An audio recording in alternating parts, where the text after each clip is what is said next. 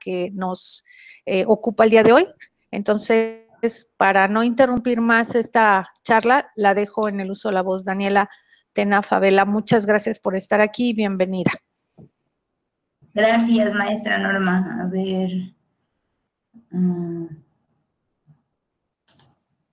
ver, ¿cómo puedo hacer? Aquí está, compartir y presentar, creo que es aquí. ¿Todos pueden ver mi presentación? Sí. ¿Sí? Se está empezando a ver la pantalla.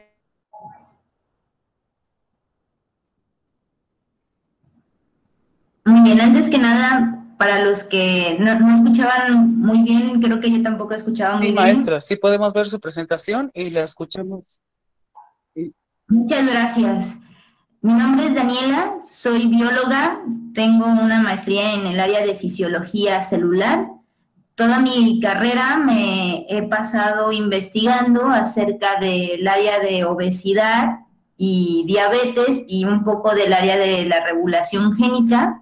En obesidad, en el área de neurociencias, en la diabetes, en el área de nefropatía, básicamente enfocados en el riñón con un poco de regulación génica. Quiere decir que trabajamos mucho en un laboratorio para ver la expresión de ciertos genes. Pero no les voy a hablar acerca de mí, sino más bien de un tema muy importante del área de la biología, que es la respiración aerobia, ¿sí? Y también voy a abarcar otro tema que va muy de la mano con la respiración aerobia, y eso es el metabolismo celular. Como sabemos, la respiración celular aerobia es aquella la que va a necesitar oxígeno para llevar a cabo las funciones. Este proceso en parte ocurre, la parte inicial ocurre en el citosol para dar término en lo que es el área de las mitocondrias, ¿sí? Este proceso lo que nos va a dar como producto final es básicamente la energía que necesitamos, esa moneda de cambio que le conocemos como ATP, que más que nada es el adenosíntrifosfato, ¿sí? Esta moneda de ATP, que es la energía, nos la va a dar por medio de diferentes procesos oxidativos, reductores, que son un ejemplo de la fosforilación oxidativa, ¿sí? Para que se lleve a cabo la respiración celular aerobia, lo primero que necesitamos es la glucosa, ¿sí? Todo lo que nosotros consumimos día a día, nuestro sistema lo va a traducir en glucosa. Esa glucosa, al final de toda esta respiración celular aerobia que va a terminar como producto, la moneda de cambio ATP, para que nuestras células puedan estar funcionando, ¿sí? Para que tengan la energía necesaria y puedan llevar a cabo bien todos los procesos fisiológicos. En esta parte de la respiración aerobia, aquí es donde el carbono, ¿sí?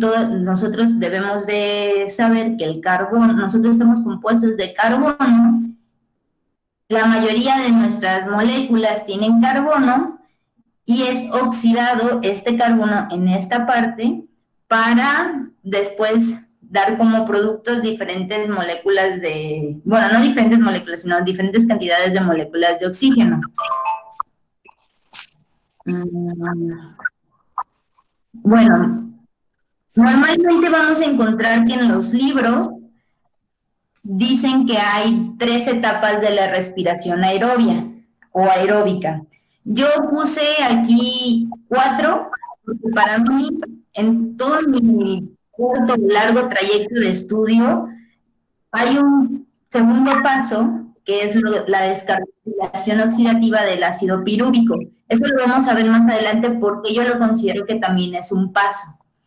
Todo empieza con la glucólisis, que es tomar la glucosa e irla cortando en pedacitos, ¿sí? Esa glucosa la tenemos que ir desdoblando, la tenemos que ir procesando, pero no nosotros en sí, sino nuestro cuerpo, nuestras células. Una vez que captan la glucosa y es internalizada dentro de la célula esa glucosa, ya es cuando nosotros empezamos a utilizar la energía o vamos a requerir la energía y entra el proceso de glucólisis, Después viene este proceso que es la descarboxilación y que es el producto, el ácido pirúvico, que nos da la glucólisis, que después tenemos que hacerlo un poco más pequeño para volverlo a utilizar y que pueda entrar al ciclo de Krebs. Ese ciclo de Krebs que todo el mundo, para todo el mundo es el dolor de cabeza, pero se los vengo a explicar más fácil, no tan tedioso, porque sí es muy tedioso aprenderse todas las rutas metabólicas y más que nada, cuáles son los puntos de regulación del ciclo de Krebs. No vamos a entrar mucho a detalle porque nos tomaría mucho tiempo, ¿sí? Y por último, el resultado del ciclo de Krebs, cómo entra hacia la cadena respiratoria y la fosforilación oxidativa para darnos esas 32 moléculas de ATP que necesitamos, ¿sí? En cada vuelta de por molécula de glucosa que nos va a estar dando, ¿sí? Bueno, primero que nada, les comentaba, ¿no? La glucólisis, que es la primera parte de lo que es la respiración aerobia. Sí, la glucólisis básicamente es el proceso químico de la formación del ATP, ¿sí? Inicia en el citosol, ok. ¿Cómo va a iniciar? Bueno, ya se los había mencionado. Obtenemos la glucosa, como podemos ver aquí. Esta glucosa es cortada en pedacitos, ¿sí? En 2 moléculas de glucosa 6-fosfato, básicamente la que está aquí, para posteriormente entrar hacia lo que es la vía de la glucólisis, que va a convertir la glucosa en trifosfato, en triosafosfato, perdón, en triosafosfato, para después darnos como producto, después de otro rompimiento, al piruvato o lactato, dependiendo del azúcar que se haya ingresado, ¿sí? Aquí, desde este punto de la glucosa, cuando inicia glucosa 6-fosfato hasta el piruvato, existen muchos mecanismos para ir desdoblando poco a poco e ir cortando en pedacitos esa glucosa. Primero, como les mencionaba, se fosforila la glucosa en glucosa-fosfato para después oxidar el gliceraldehído, ¿sí? Que es lo que nos va a dar al final como piruvato, ¿sí? Nos va a dar 2 moléculas de piruvato por cada molécula de glucosa. Y ese piruvato va a ser captado, ¿sí? Posteriormente en las mitocondrias para entrar a ciclo de Krebs, o como hay otro nombre como se le conoce, que es el ciclo del ácido cítrico, ¿ok? Entonces, ¿hasta aquí todos bien? Bueno, no puedo ver mensajitos, pero yo supongo que sí. Sí. Ok. ¿Todo bien? Se escucha muy claro. Okay. Dejamos un espacio más tarde para preguntas de parte de los maestros. Ok. Una vez que está el piruvato, ¿sí? ¿Qué vamos a hacer con ese piruvato? Bueno, viene esa segunda etapa, que es la descarboxilación oxidativa del ácido pirúvico. Esto quiere decir que este piruvato no cabe porque está muy grande para entrar a lo que es el ciclo del ácido cítrico o el ciclo de Krebs. Para eso se va a cortar en pedacitos otra vez, ¿sí? Para que pueda entrar dentro del ciclo y va a entrar como acetil-CoA, ¿sí? El acetil-CoA básicamente va a ser la forma oxidativa. Hay que recordar un poco que cuando se oxida es que se está perdiendo, se está cortando o se están perdiendo partes de lo que era la molécula grandota, ¿sí? Entonces, para que se convierta aquí en acetil-CoA, bueno, se necesitan enzimas para empezar a cortar, ¿sí? Que son enzimas que están cerca de la membrana mitocondrial. Las mitocondrias tienen 2 membranas, la membrana externa y la membrana interna. Más adelante vamos a ver un poquito de este proceso de la membrana, cómo se da este juego entre las 2 membranas. Entonces, una vez que entra el acetil-CoA al ciclo de Krebs, va a pasar por diferentes puntos, y mientras va pasando en esos diferentes puntos de regulación también, se van a ir desprendiendo 2 moléculas por cada vuelta de dióxido de carbono, ¿sí? Por eso vemos ahí 2CO2, ¿sí? Esas son las dos moléculas que se van a ir desprendiendo cada vez que vaya pasando el acetil-CoA y se vaya oxidando. Aquí lo tenemos mejor. Cuando entra este acetil-CoA a esta tercera fase de la respiración aerobia, que es en la parte del ciclo de Krebs. Básicamente este ciclo proporciona el sustrato necesario para que se dé lo que es la cadena respiratoria, que es otro proceso que vamos a ver a continuación. Entonces les mencionaba, aquí podemos ver el acetil-CoA, ¿sí? Se oxida, desprende esta parte de la coenzima A, pasa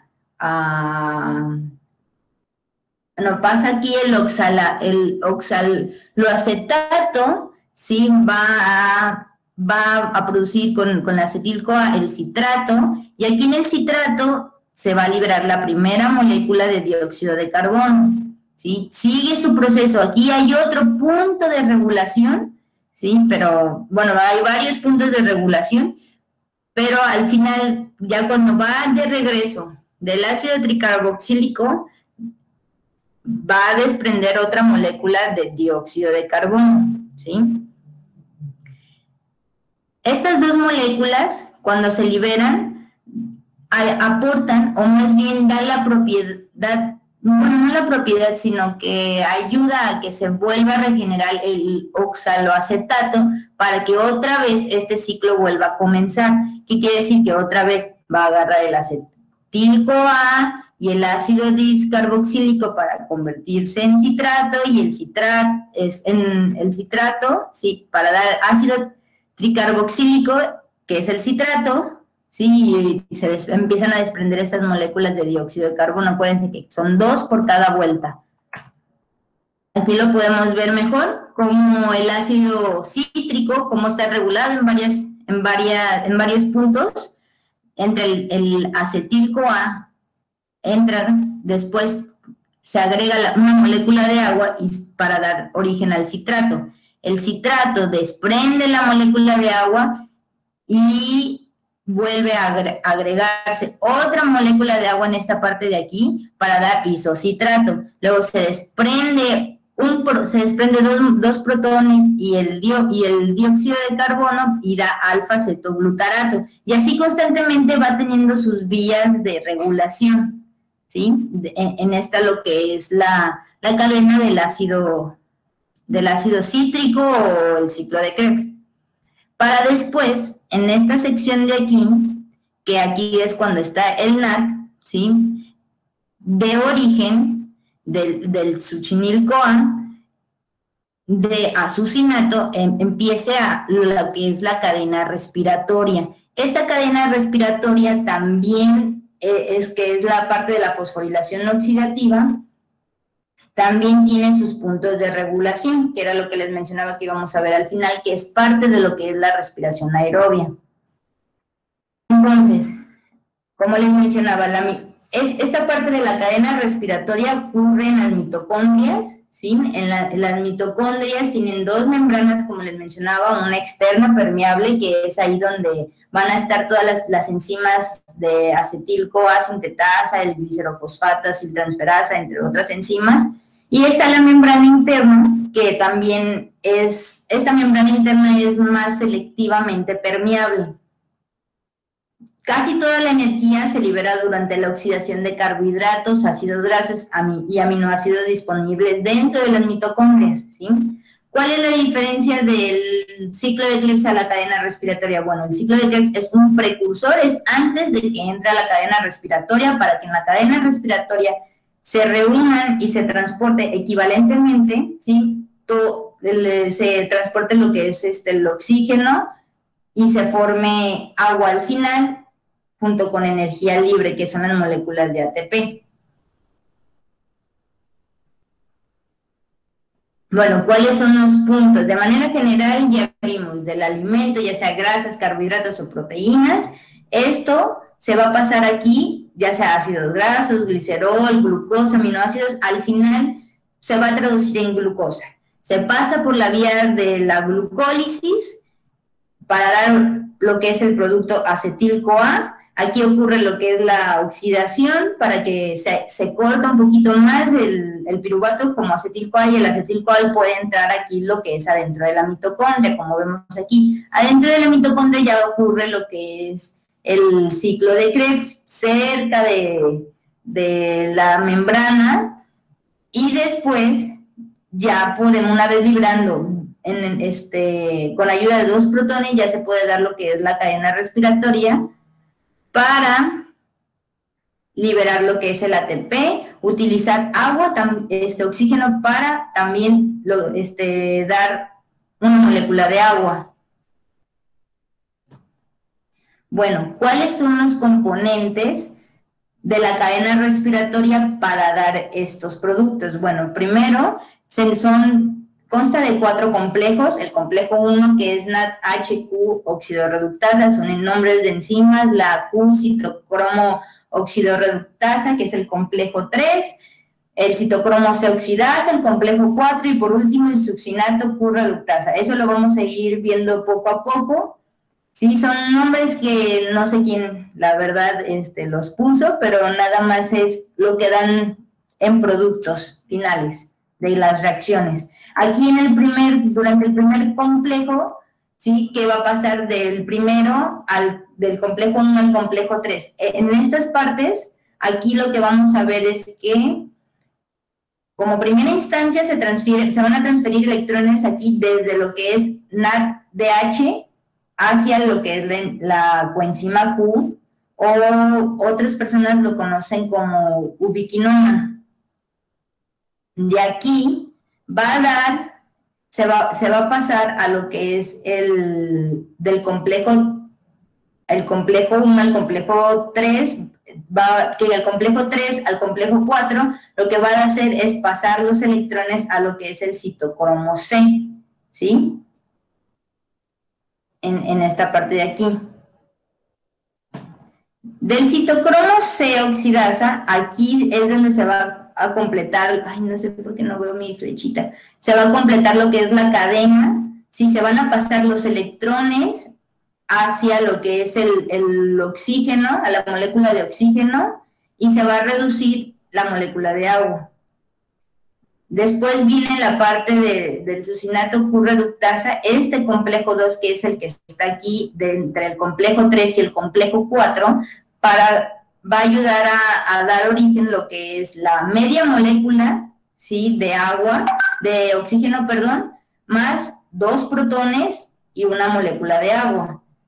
Ese es el producto final de lo que va a dar la cadena respiratoria, que al final nosotros mismos, inconscientemente nuestras células, bueno, no inconscientes, nosotros de manera inconsciente nuestras células, sí conscientes, agarran eso para utilizarlo como de manera de energía.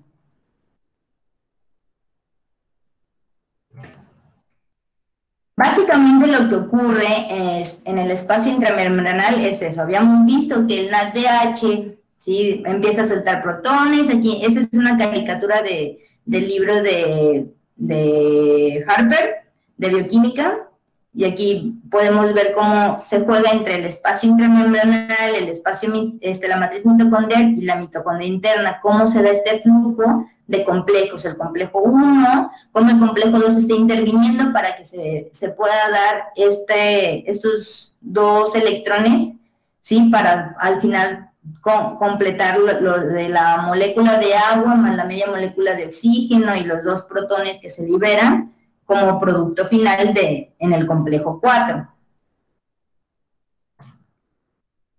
Al final de todo de esta respiración, podemos ver en esta tabla cómo cada vía, ¿sí? Como la de la glucólisis, nos da 7 ATPs netos, ¿sí? Después, la vía del ciclo del ácido cítrico también nos da 25 ATPs netos. Estos ATPs son ATP por mol de glucosa, ¿sí? Quiere decir que por cada mol de glucosa nos va a dar 32, ¿sí?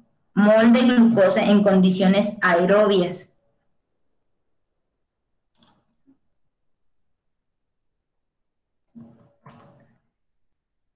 Bueno, vamos a entrar un poco a lo que es metabolismo celular, tiene que ver mucho con la respiración. ¿Qué va a pasar con esta glucosa a veces, ¿no? O sea, recordemos que hay diferentes tipos de células. Están las células musculares, las células cardíacas, el músculo liso vascular, están las células del cerebro, que son las células neuronales, están unas células totalmente especializadas en el riñón, están las células hepáticas, las células pancreáticas. Cada órgano tiene, ¿sí?, su tipo de células, su extripe celular diferente a otro órgano, no todos tienen el mismo tipo de células.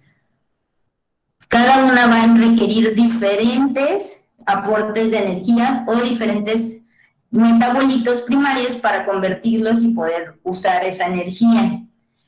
Muy bien, ¿qué es metabolismo celular? Bueno, el metabolismo celular en cualquier libro de biología podemos encontrarlo como que es el conjunto de todas las reacciones químicas que se producen en el interior de las células de un organismo que lleva como finalidad mantener un estado de equilibrio, o sea, una homeostasis. Ahora, hay dos tipos de metabolismo celular. Está el anabolismo y el catabolismo. Antes, cuando estaba estudiando la maestría, me decía mucho mi maestra de bioquímica, Tania Ferrer, la doctora Tania Ferrer: Ana construye, Cata destruye. Y sí es cierto, si uno se lo aprende así, pues es más fácil aprender que el anabolismo requiere energía y va a construir a partir de sustancias simples, va a construir cosas más complejas, moléculas más complejas. Sin embargo, el catabolismo, en donde va a haber liberación de energía a partir de diferentes rutas metabólicas, va a utilizar sustancias complejas para dar productos, ¿sí?, más simples, más sencillos. Va a ir destruyendo poco a poco. Ahora, hay diferentes tipos de metabolismo, como les mencionaba, así como hay diferentes extripes celulares en cada órgano, también hay metabolismo en diferentes órganos, ¿sí? No es el mismo metabolismo a nivel cerebro, a nivel hígado, a nivel músculo, que a nivel páncreas. Y vamos a abarcar un poquito de algunos órganos, no vamos a profundizar mucho. Más adelante, si quieren o se les ofrece, podemos abarcar con profundidad o les puedo hacer podemos hacer una videollamada como para profundizar un poco más adelante. Bueno, en el hígado, sí, vamos a ver un poquito en el hígado. El hígado básicamente suministra los metabolismos y moléculas que el cuerpo va a utilizar como combustible. ¿Como cuál? El glucógeno. Cuando uno no come, por ejemplo, ¿qué pasa? Cuando uno está en ayunas un rato, te levantaste a las 6 y son las 10, 11 y no has desayunado. Bueno, el hígado va a proveer el glucógeno como fuente de energía, ¿sí? Entonces el glucógeno empieza otra ruta metabólica para irse desdoblando poco a poco. Normalmente el glucógeno, ¿sí?, esta parte de que el glucógeno no se transforma en energía se le conoce como gluconeogénesis, ¿sí?, para poder alimentar a los músculos y otras células que necesiten energía. Normalmente el hígado tiende a utilizar mucho las grasas, el metabolismo de grasas. Por eso ahorita andan muy famosas estas dietas que son las dietas keto. No todos podemos hacer esas dietas, pero básicamente se basa en el uso grande de grasas, porque el hígado pues es lo que almacenan como combustible para un futuro uso de energía.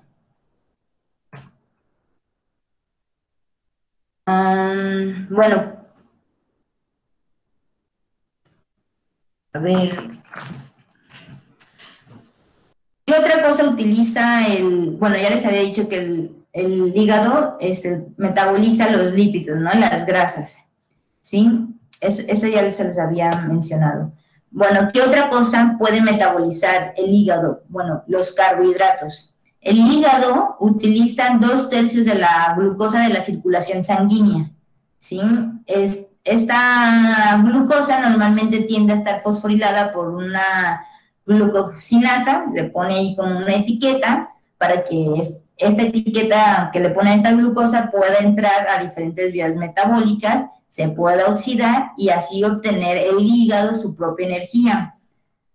Así como el hígado, el riñón, por ejemplo, también puede llevar a cabo diferentes vías metabólicas para la obtención de energía. Eso no se sabe mucho, pero sí hay estudios científicos que demuestran que también el riñón. Bueno, el hígado va a convertir, por ejemplo, el exceso de la glucosa 6-fosfato, que es la parte de la vía de la glucólisis que habíamos visto, en acetil-CoA. Pero ese acetil-CoA no va a entrar directo a lo que es el ciclo de Krebs, sino que se va a utilizar para la síntesis de ácidos grasos, para colesterol y ácidos biliares. Por eso cuando uno no come bien y come a deshoras, pues a veces los niveles de colesterol, de triglicéridos andan por los cielos, ¿sí? Porque pues dice el cuerpo, pues yo no sé cuándo me vas a dar de comer, entonces empieza a almacenar. El hígado va a proporcionar NADPH. El NADPH se va a utilizar también como moneda de intercambio para diferentes reacciones de biosíntesis, ¿sí? Para sintetizar otras de moléculas complejas, moléculas más pequeñas. Y bueno, ya les había comentado acerca de los almacenes de glucógeno. Normalmente en el hígado se degradan estos almacenes de glucógeno para llevar y proveer de glucosa en caso de un ayuno. Otra cosa que ocurre en el hígado es el metabolismo de aminoácidos, ¿sí? Ahí se absorbe la mayoría de los aminoácidos de la dieta. Cuando uno consume, se absorben al torrente sanguíneo, normalmente del intestino, pasan al torrente sanguíneo y llegan hasta el hígado. Y ahí el hígado los empieza a procesar. Tiene una vía metabólica exclusiva del metabolismo de aminoácidos. ¿Sí? Como el hígado provee glucosa al músculo para que el músculo, ¿sí?, pueda producir, pueda desdoblar al final lo que es la alanina, que es un aminoácido, y así la alanina otra vez puede regresar al hígado, y este es un ciclo que normalmente se va recurriendo o repitiendo. Bueno, cuando se catabolizan aminoácidos en el hígado, se elimina el grupo amino con el fin de eliminar el nitrógeno en la urea. Esto quiere decir que cuando uno está normalmente en la orina, se elimina por la orina estos productos de la urea, que es productos básicamente de los aminoácidos de las proteínas, de lo que nosotros consumimos normalmente.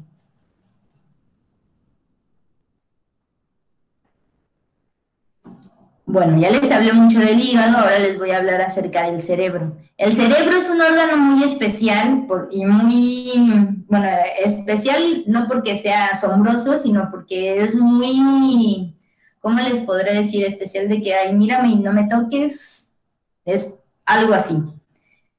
El cerebro te consume el 60% de glucosa, para empezar, en estado de reposo. O sea, estés pensando o no estés pensando, te va a consumir el 60%. Ahora imagínate, piénsale, va a consumir más. Entonces, su único combustible para que se dé este buen funcionamiento de todas las células neuronales es la glucosa. ¿Y cómo va a meter glucosa? Bueno, el cerebro es el único órgano que, hasta donde yo tengo sabiduría y entendido, que transporta la glucosa por un solo grupo de receptores especiales. Cada célula tiene su manera de meter la glucosa dentro de la célula, ¿sí? Tienen receptores específicos. En este caso, pero hay, por ejemplo, regresándome un poquito, hay órganos o células de órganos que comparten, por ejemplo, algún extripe de tipo de receptor. Hay diferentes tipos de receptores de glucosa. Y el cerebro es el único que utiliza la clase 3, GLUT3, que son receptores de glucosa, nada más. No utiliza insulina, el cerebro no utiliza la insulina para meter la glucosa dentro, es con el receptor. ¿Qué otra cosa les...? Ahí viene lo del músculo esquelético. Bueno, en el músculo pasa otra cosa, también tiene sus propios receptores, sus propios. En el caso del cerebro era GLUT3. Bueno, aquí va a utilizar otro tipo de transportador que, si mal no recuerdo, es GLUT4 y GLUT6, los transportadores que meten glucosa en esta parte del músculo. Las necesidades de glucosa del músculo, bueno, va a depender de cada organismo vivo, dependiendo de su actividad. El músculo las células musculares son las únicas que pueden almacenar glucógeno como tal, tener también reservas un poco como el hígado para poder utilizarlas, ¿sí? Carece de las enzimas glucosa 6-fosfatasa, que es la enzima para empezar a cortar la glucosa y introducirla, como en el ciclo de Krebs. Y en el caso del músculo esquelético, no puede suministrar, por ejemplo, de que mi amigo el páncreas tiene necesidades de glucosa. No, pues no te puedo proveer, amigo, yo músculo. Es el único que no puede tener esta función. ¿Qué otra cosa? Bueno, puede utilizar ácidos grasos y cuerpos cetónicos como fuente de energía. Y al final, los metabolitos que va a producir las células musculares como residuos, pues es la creatinina, ¿sí? Que al final se va a desechar por medio de la orina. Y podemos ver en esta imagen cómo es el transporte de los cuerpos cetónicos desde el hígado y va hasta el músculo, se alimenta un poquito aquí los tejidos del músculo y se da una parte de la oxidación de estos metabolitos. Aquí vemos como también casi todo se utiliza el acetil-CoA. El acetil-CoA es como que la llave para entrar a las vías de las rutas metabólicas. Y bueno, aquí en esta imagen nos da cómo se da este transporte y cómo al final se va en desecho todo lo que ya no se va a utilizar. Como por ejemplo el hígado o otros tejidos. Igual se utiliza el acetil-CoA, la glucosa, al final la acetil-CoA, perdón, y se da acetil-CoA, ¿sí? Pueden dar como productos a los cuerpos cetónicos, que estos cuerpos cetónicos pasan al torrente sanguíneo por diferentes mecanismos de transporte, ¿sí? Pueden desecharse por la orina o pueden ser utilizados también como productos o como metabolitos para dar energía también, ¿sí? O pueden entrar al ciclo del ácido cítrico, tanto en el hígado como en otros tejidos, para dar al final pues lo que son nuestras 32 moléculas de energía que necesitan nuestras células y que son las de ATP, que es nuestra moneda de cambio. Y bueno, creo que de mi parte sería todo. No sé si tengan una duda, si quieran... ¿cómo me saluda aquí? Daniela. Disculpa. Muy bien, en este momento abrimos los micrófonos para que ustedes, maestros en el área y en la disciplina, si tienen preguntas, dudas respecto a lo que expuso la maestra Daniela Tena, es el momento. En verdad que ha sido un tema muy descriptivo, muy interesante y clarificando muchos aspectos que normalmente pareciera que en la disciplina de la biología se aborda, pero creo que fue muy esquemático y muy con esquemas de tratando de simplificar y de comprender esta parte tan compleja del tema biológico. Entonces, dejo en el uso de la voz a ustedes, maestros, y bueno, maestra Daniela, agradecerle, muy interesante. Adelante.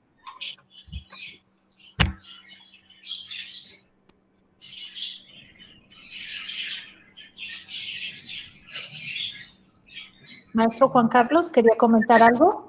Sí, maestra Norma, le quería preguntar a la maestra Daniela, si por qué algunos autores mencionan 38 ATP y que se genera de la respiración aerobia y que genera más en la última etapa de quimiósmosis. O sea, ella menciona 32 y yo estoy viendo que algunos mencionan 38 ATP por molécula de glucosa. Es por parte de la cadena respiratoria. Muchos autores, ahí hay, algunos sí cuentan, por ejemplo, llega un punto en que la respiración aerobia choca con la respiración anaerobia. Entonces ahí se agregan 2 moléculas más, ya van 34. Pero si tú repites el ciclo, o sea, al final sí dan 38 moléculas de ATP, porque faltarían bueno, algunos contabilizan los restos de ATP que se utiliza en la moneda de cambio cuando das, esa de, ¿cómo se puede decir? Ahí es que, ¿cómo te lo explico? Porque hay una maquinaria que normalmente entra el ATP y mueve esta maquinaria dentro de la membrana, que es el transportador de estas enzimas, ¿sí? Y ahí se van reutilizando estos ATP. Muchos hacen referencia a esa maquinaria y, bueno, nada más tengo entendido de eso, pero voy a buscar qué otra respuesta puede haber del por qué. Gracias.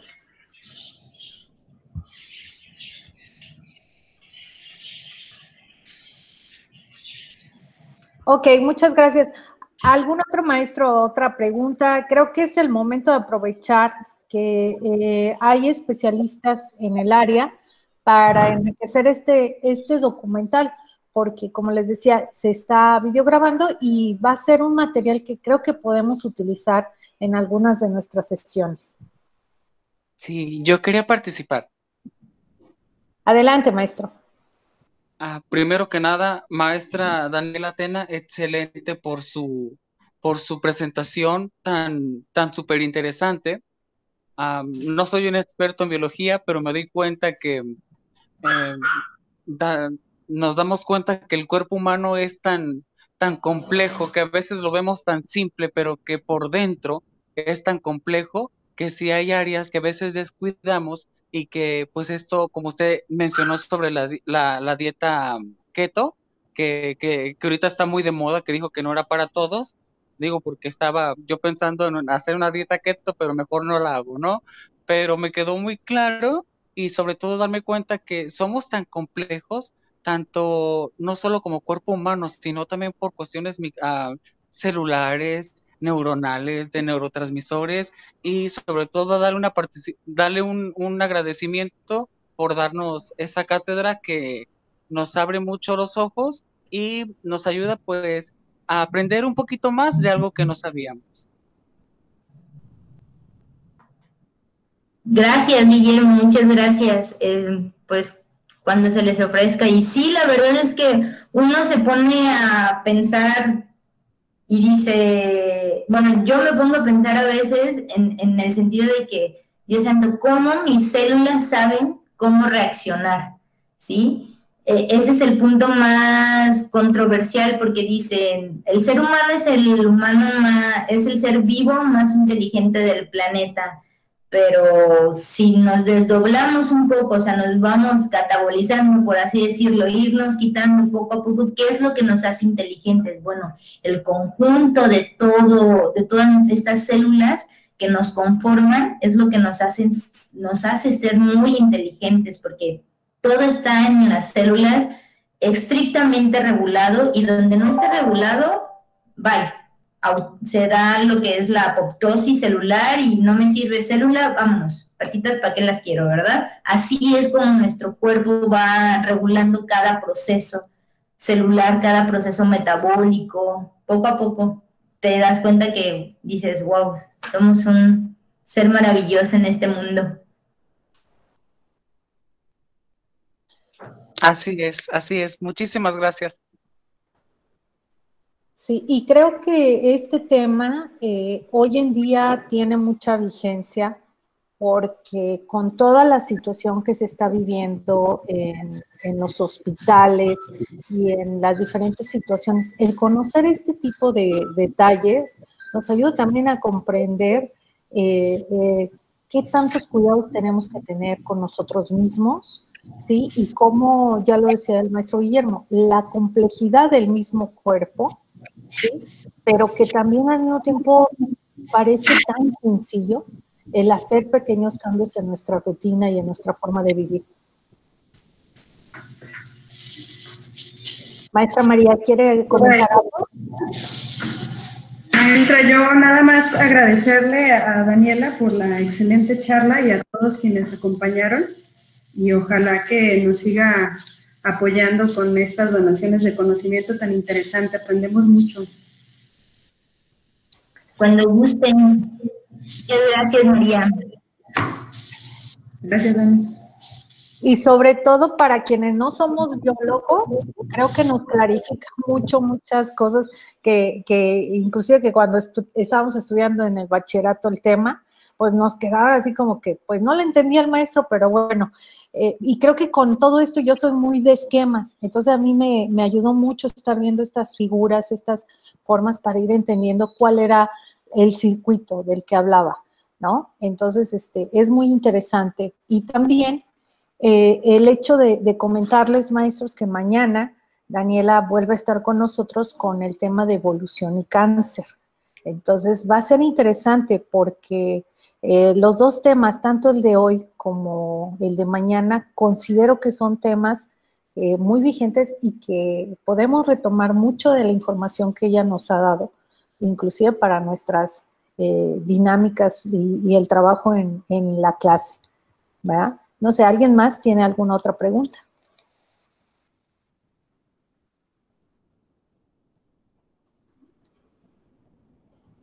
Bien. Si nadie más tiene alguna otra pregunta, yo quiero agradecerte mucho, Daniela, el que hayas estado hoy acá. Creo que las fallas que hoy tuvieron que ver con un pequeño temblorcito que se dio exactamente a las 11:02, 11:03. Entonces, fue en general la falla, ¿sí? Nada más que no lo quise comentar, dije mejor ya al final se los digo, pero que sepan que fue por eso. Hubo un movimiento telúrico y bueno, se sintió en el estado de Jalisco y se afectó las telecomunicaciones. Entonces, bueno, ¿sí? Que sepan que es por eso.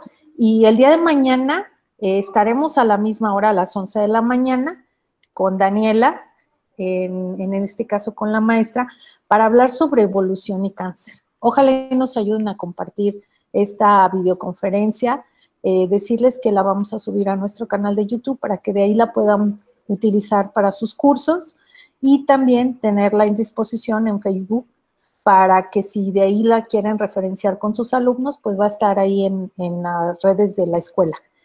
Daniela, agradecerte infinitamente, ¿sí? Decirte que de parte de la maestra Olga Araceli Gómez Flores, quien es nuestra directora, y el maestro Jesús Apolinar Figueroa Martínez, secretario de la misma, te dan las gracias por, ya lo decía la maestra María, por esta donación de conocimiento y que muchas de las veces a nosotros como maestros nos llena de aire fresco, nos hace que nos planteemos desde una perspectiva diferente el impartir la ciencia y sobre todo el buscar gente como tú para que nos ayude a impartir el conocimiento a nuestros alumnos y a nosotros también poder generar nuevos materiales a partir de lo que tu experiencia y tu conocimiento nos da. ¿Verdad? Agradecerte infinitamente. No nos despedimos, nos vemos mañana, ¿sí? Y te mandamos un fuerte abrazo, cuídate mucho, y a todos ustedes también, cuídense mucho, y por aquí los esperamos mañana a las 11 de la mañana con el tema de evolución y cáncer con la maestra Daniela Tena Favela.